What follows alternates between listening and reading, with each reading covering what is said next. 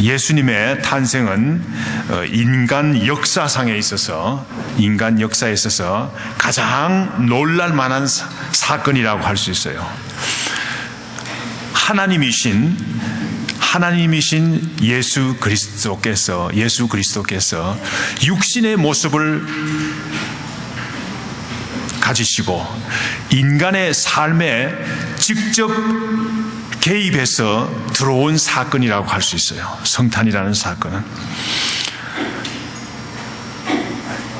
누가는 그래서 예수님께서 성육신에서 오신 이 사건을 그냥 막연하게 신화와 같은 그런 이야기에 그치지 않도록 하기 위해서 분명한 예수님께서 이 땅에 오신 이 사건을 분명한 역사적인 인간 역사의 구체적인 사건으로 기록하기 위해서 누가는 누구보다도 많이 노력을 했어요.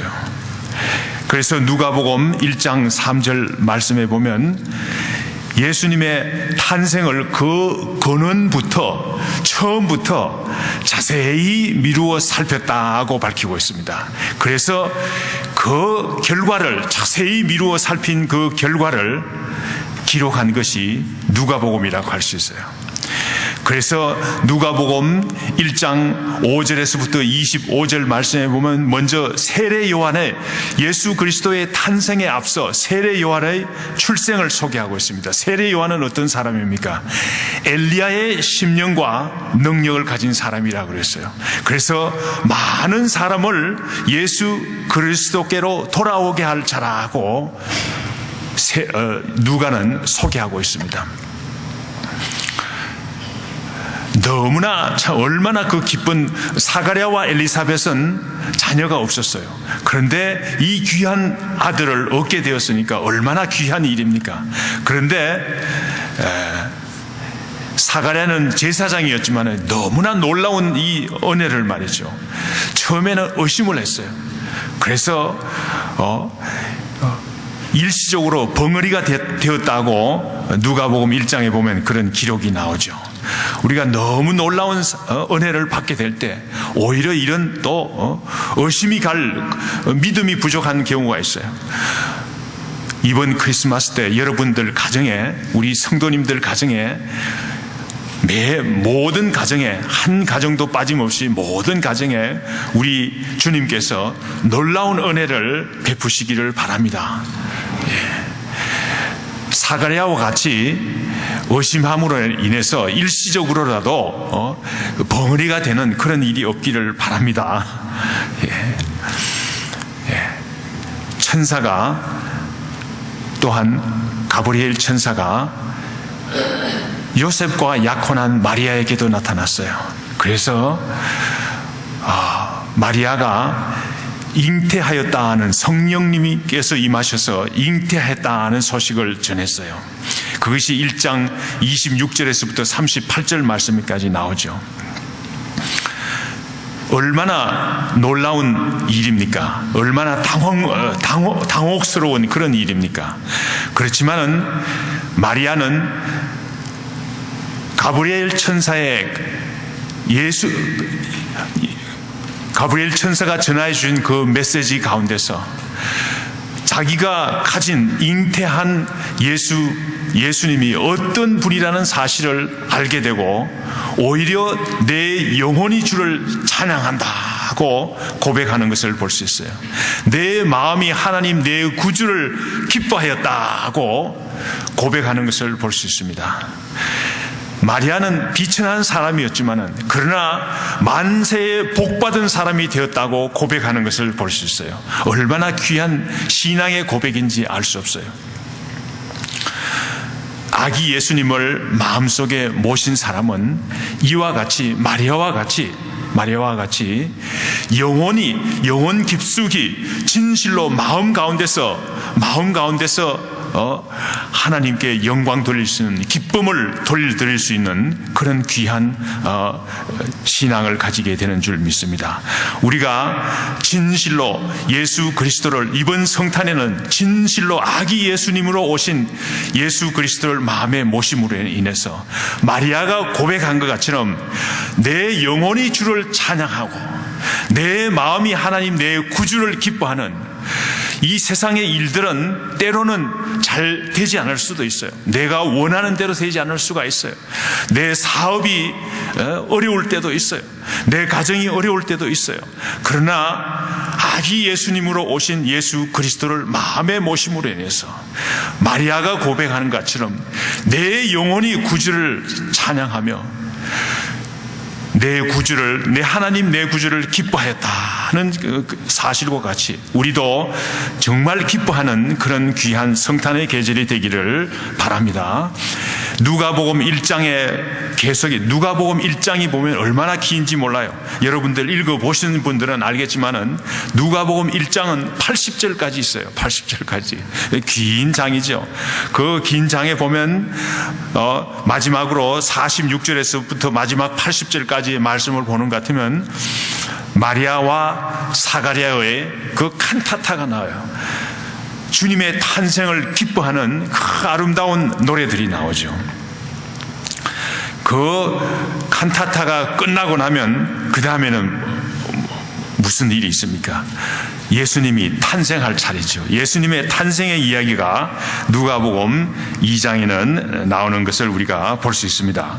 오늘 본문 말씀에 보면 누가는 예수님의 탄생과 가이사 아우구스토의 호적하라는 명령과 영과 관련을 짓고 있어요. 왜 가이사 아우구스토를 덜먹거립니까? 예수님의 탄생과 왜 가이사 아우구스토의 영과 관련을 짓고 있습니까? 누가는 역사에 정통한 사람이었어요. 얼마나 그 역사를 자세하게 잘 아는 사람인지 알 수 없습니다. 누가는 가이사 아우구스토를 예수 그리스도의 탄생과 연관을 짓고 있어요. 당시 가이사 아우구스토를 모르는 사람은 없었습니다.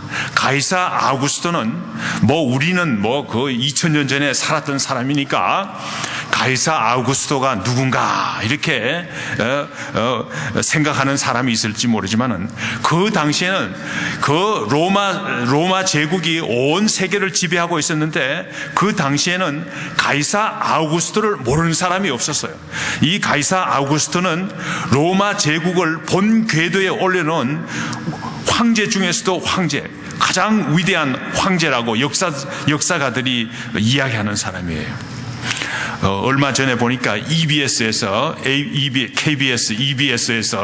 그 가이사 아우구스토에 대해서 이 얘기를 하는데 참 훌륭한 그 위대한 역사적 인간 역사상에 있어서 참 그 대단한 그 사람이었다 하고 이렇게 역사가들이 이야기하는 것을 들었어요.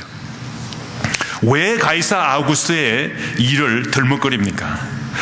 누가는 말이죠. 예수님께서 성육신 하셔서 이 땅에 오신 사실을 분명한 역사적인 사실로 기록하기 위해서 가이사 아우구스토를 덜먹거리는 거예요. 예수 그리스도의 탄생이 누구나 다 아는, 아무도 모른다고 말할 수 없는 가이사 아우구스토의 역사적인 사실과 관련을 짓고 있어요. 또한 2절 말씀에 보면 구레뇨 수리아 총독 구레뇨를 또한 이야기하고 있어요. 수리아 총독 구레뇨는 두 번 구레뇨 수리아 총독이 되었었는데 그 첫째 호적하라는 명령이 가이사 아우구스토의 호적하라는 명령은 수리아 총독으로 있을 때 두 번째 인구조사를 10년마다 인구조사를 했죠. 미국에서도 10년마다 인구조사를 했는데 그 당시도 10년마다 인구조사를 한 것으로 되어 있습니다. 왜 호적을 이렇게 조사합니까? 세금을 거두어 들기 위해서 그랬죠. 황제가 명령하고 총독이 독려하니까 모든 사람이 다 호적하러 고향으로 돌아갈 수밖에 없죠. 3절 말씀에 보면 그래서 모든 사람이 호적하러 각각 고향으로 돌아갔다고 밝히고 있습니다. 우리 주님께서 이와 같이 이 땅에 오신 사건, 예수님의 탄생은 분명한 역사적인 사실이라는 것을 증거하고 있어요. 우리가 이 사실을 분명히 알아야 되겠습니다. 우리 주님께서 분명한 역사적인 사실을 통해서 이 땅에 오신 것처럼 우리 주님께서 재림에서 심판주로 오실, 우리 심판주로 재림에서 오실 때도 분명하게 오시는 줄 믿습니다. 가이사 아우구스토가 또 구레네 총독이 호적을 실시하는 이 근본적인 이유는 세금을 거두기 위해서, 세금을 더 효과적으로 더 많이 거두기 위해서 이렇게 했지만은 하나님께서는 가이사 아우구스토의 영을 통해서 하나님의 말씀을 이루는 것을 볼 수 있습니다. 요셉과 마리아가 얼마나 귀찮았겠습니까? 그 먼 길을 가서 호적을 해야 되는데 얼마나 귀찮았겠습니까? 그렇지만은 하나님께서는 이와 같이 가이사 아우구스토를 통해서 구레네 총독을 통해서 하나님의 말씀을 이루는 것을 볼 수 있어요. 어떻게 하나님의 말씀이 이루어졌습니까? 구약 성경에 보면 예수님께서 이 땅에 오실 때는 유대 땅 베들레헴에 오신다고 되어 있어요. 한번 구체적으로 한번 찾아보도록 하겠습니다. 미가서 5장 2절 말씀 우리 한번 찾아보겠습니다. 구약 성경 1294페이지 미가서 5장 2절 말씀 한번 찾아보겠습니다.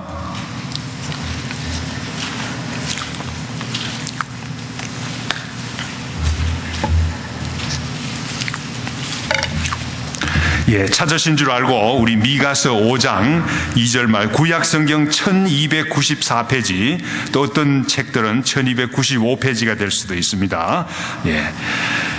찾으신 줄 알고 우리 한번 우리 한 목소리로 우리 성탄에 관한 우리 귀한 구약 성경의 정건데 한번 우리 다 같이 읽어보겠습니다. 베들레헴 에바라다야 너는 유다 족속 중에 작을지라도 이스라엘을 다스릴 자가 내게서 내게로 나올 것이라 그의 근본은 상고의 영원히 있느니라. 그렇습니다. 구약 성경에 벌써 수백 년 전에 예수님께서 오시는데 그 예수님께서 어디에 오시는가? 베들레헴 에바라다야라고 했어요. 베들레헴은 그 당시에 베들레헴이 두 곳이 있었어요. 갈릴리 지방에도 베들레헴이 있고 유다 지방에도 베들레헴이 있는데 베들레헴 에바라다야라는 말은 유대에 있는 베들레헴을 의미하는 거예요. 뭐 쉽게 하는 것 같으면 베들레헴이 또 다른 베들레헴이 갈릴리 지방에도 있기 때문에 예수님이 거기서 그냥 가까운 데서 태어났으면 일이 쉬웠을 텐데 하나님의 말씀은 그렇지 않죠. 정확하게 이루어지죠. 베들레헴 에바라다야라는 곳에서 예수님께서 탄생하신다고 그랬어요. 그래서 어떻게 마리아와 요셉이 그 먼 길을 걸어가겠습니까? 나사렛과 마리아가 살고 있는 나사렛과 베들레헴 에브라다야라는 그 지방과의 거리는 오늘날로 말하자면 약 한 120km 정도 거리가 돼요.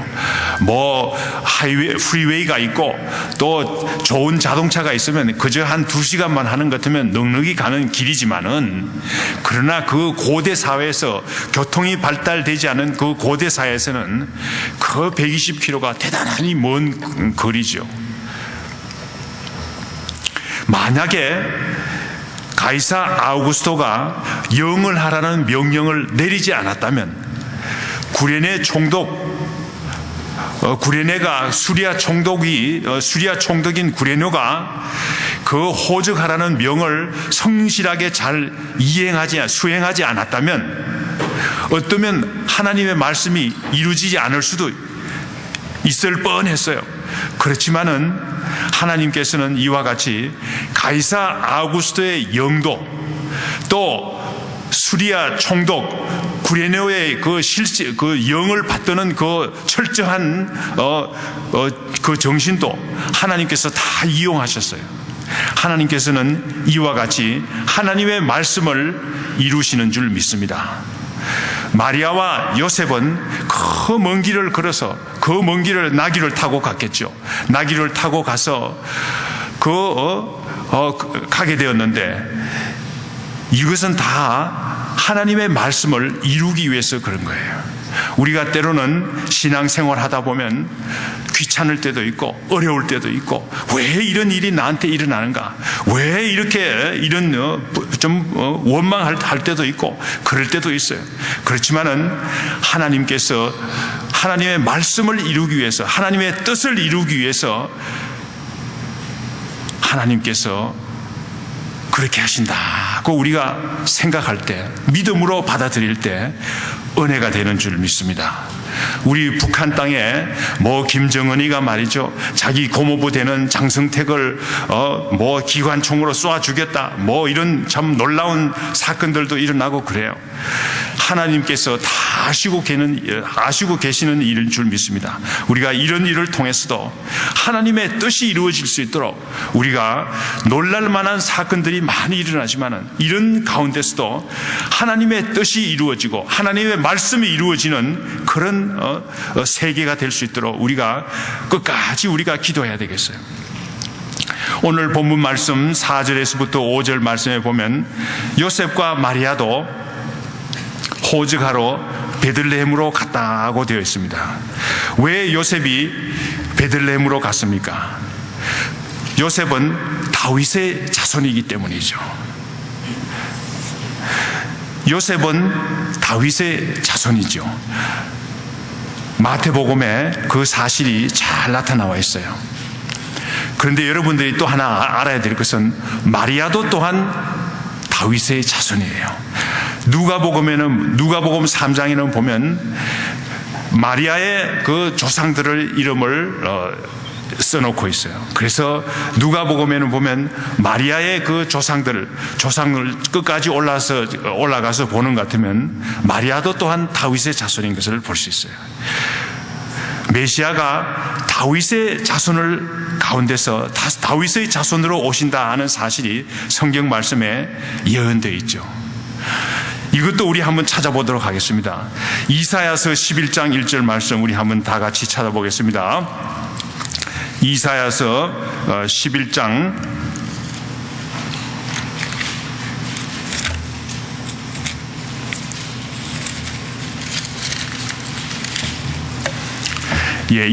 11장 1절 말씀, 제가 가진 구약성경 981페이지가 되겠습니다.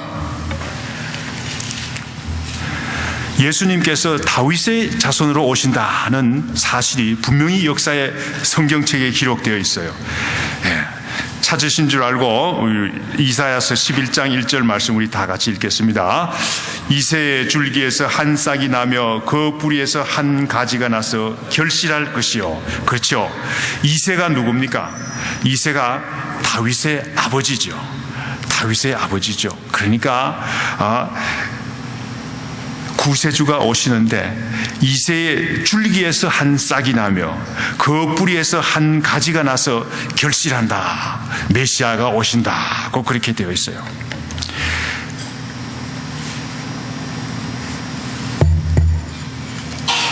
호적하라는 명령을 받고 마리아와 요셉이 베들레헴까지 가기에는 너무나 대단히 어려운 그런 형편이죠. 그렇지만은 요셉과 마리아는 불평하지 않고 그 먼 길을 걸어서 그 먼 길을 가서 호적을 했어요. 이것은 무엇을 의미합니까? 우리가 주의 말씀이 이루어지는 일은 때로는 우리에게는 좀 어려운 일이 될 수도 있어요. 우리는 주의 말씀을 이루기 위해서 좀 어려운 일이지만은, 좀 돌아가는 길이지만은 우리가 끝까지 우리가 인내심을 갖고 이 땅의 위정자들이 하는 명령이지만은 우리가 받들 때에 하나님의 말씀이 이루어지는 줄 믿습니다. 또한 요셉과 마리아는 베들레헴으로 갔을 때 말이죠, 그 영적인 고향인 베들레헴으로 갔을 때 그 자기 자신들이 다윗의 자손이라 하는 그런 사실을 상기하게 되었을 때 얼마나 용기를 받았겠습니까? 이 베들레헴이라는 말은 사실 이 베들레헴이라는 말은 그 집이라는, 베스라는 말은 집이라는 말이에요. 레헴이라는 말은 그 빵이라는 말이에요. 떡이라는 말이에요. 말하자면 베들레헴이라는 말은 떡집이라는 말이에요. 떡집, 빵집이라는 말이에요. 그런데 우리 예수님께서 생명의 떡이라고 그랬어요. 나는 생명의 떡이라고 그랬습니다. 생명의 떡이 되신 우리 주님께서 베들레헴에서 태어나시는 것은 당연한 그런 일이라고 우리가 생각하지 않을 수가 없습니다. 오늘 본문 말씀 5절 말씀에 보면, 본문 말씀으로 다시 돌아가겠습니다. 본문 말씀 5절 말씀에 보면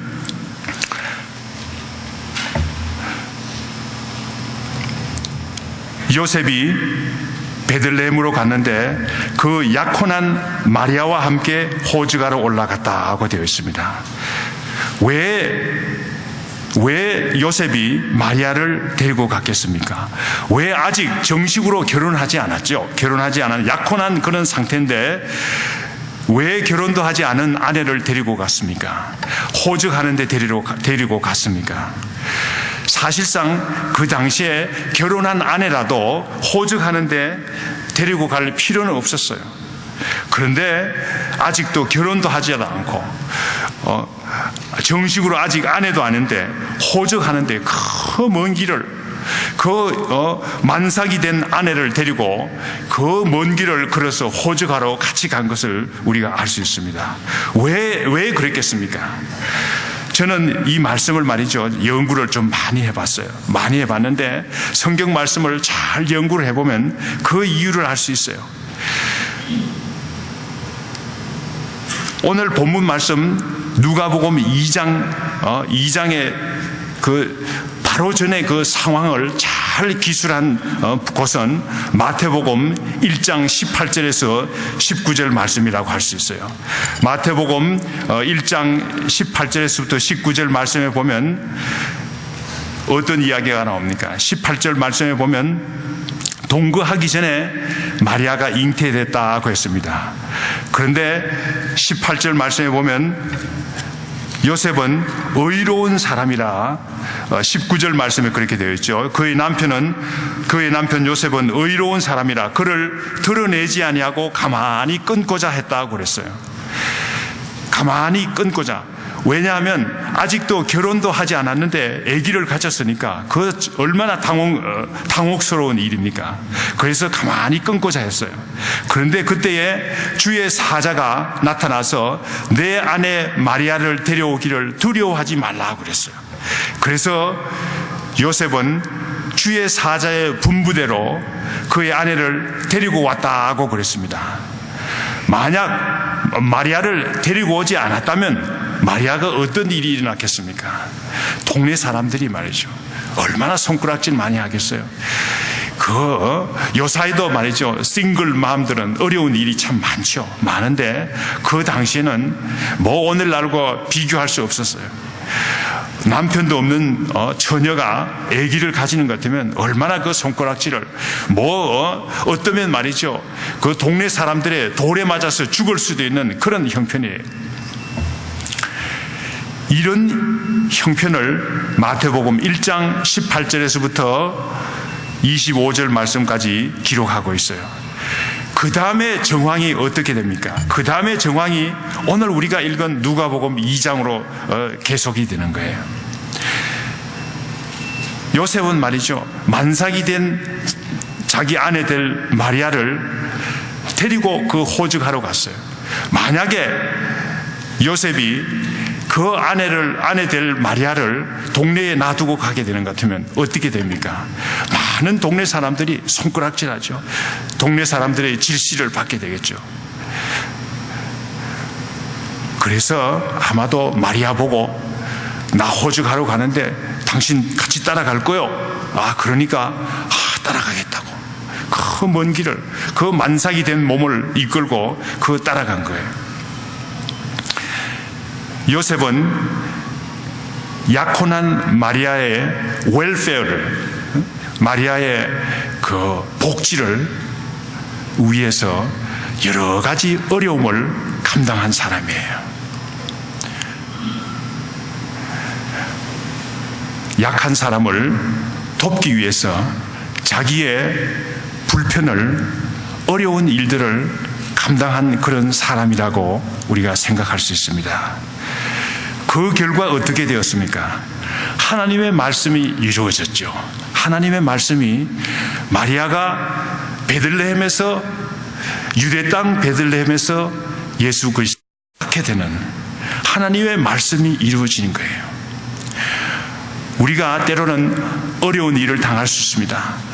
그거 그렇게 안 해도 돼. 목사님 그렇게 할 필요 없어요. 그렇게 너무 번거롭게 생각할 필요 없어요. 이렇게 생각할 수도 있어요.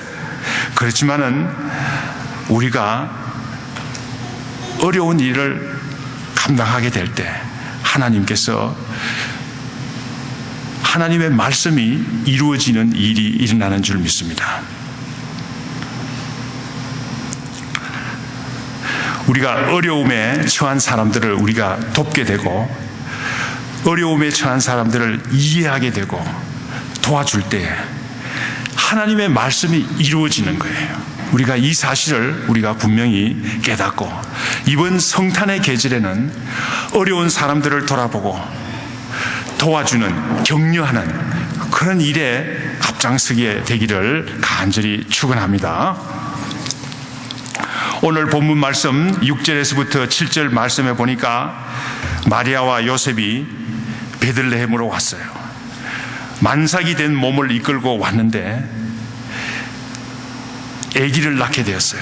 예수님을 낳게 되었어요. 6절 말씀에 보니까 6절 말씀 우리 한번 다 같이 읽어보겠습니다. 거기에 있을 때 그때 해산할 날이 차서 해산을 하게 되었어요.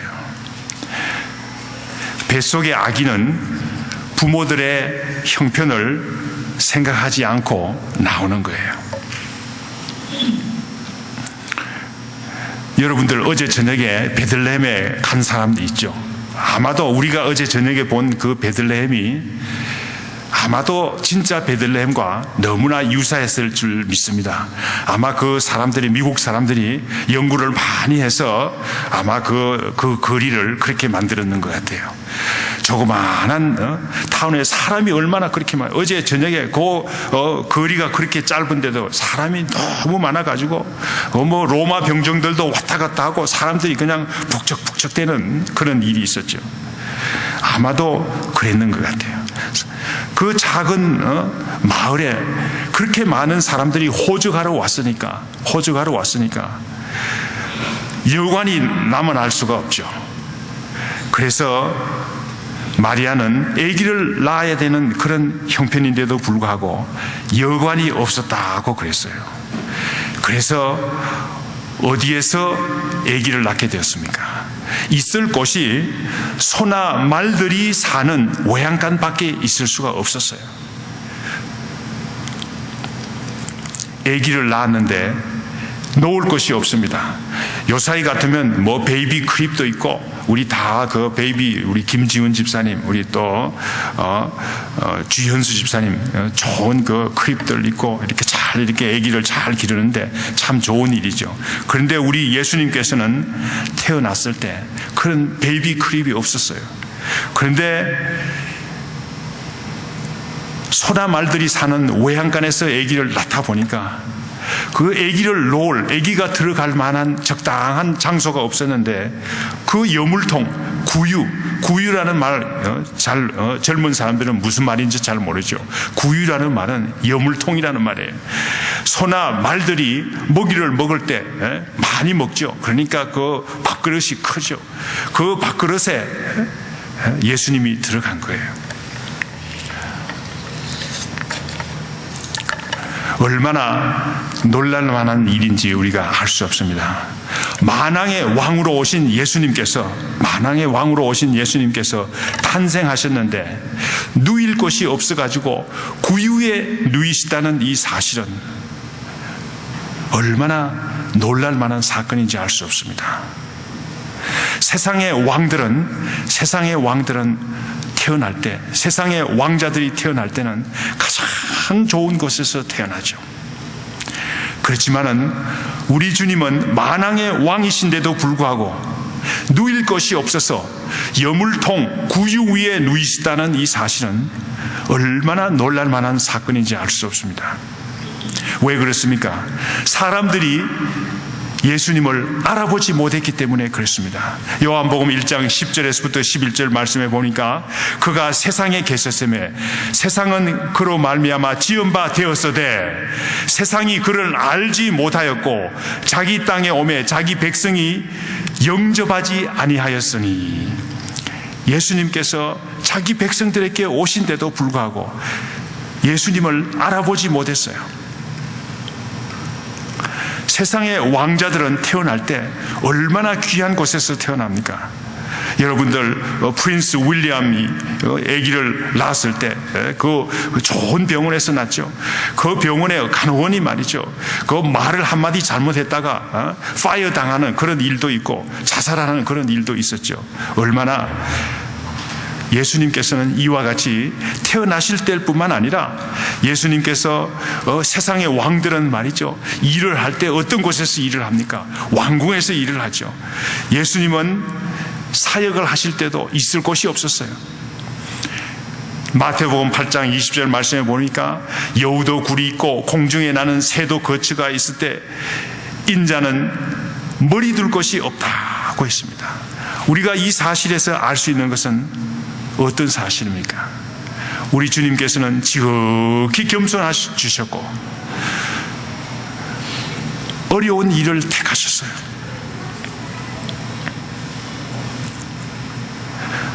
우리는 주님이 겸손해지신 것 같이 성탄을 맞이할 때 겸손한 마음으로 받아야 돼요.